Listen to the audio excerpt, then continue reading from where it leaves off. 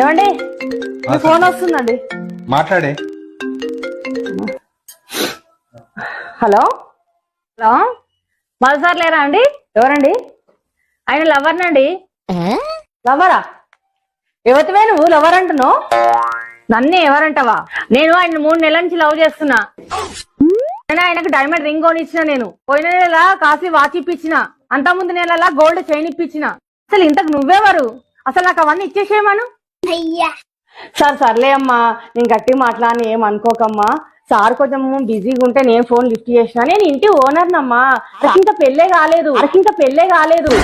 తర్వాత మీరు మాట్లాడుకోండి. సరే ఓకేనా? ఎవరే సంతు పెళ్లి కాలేదంటున్నావు? ఎవరు లేరండి, రాంగ్ నెంబరు.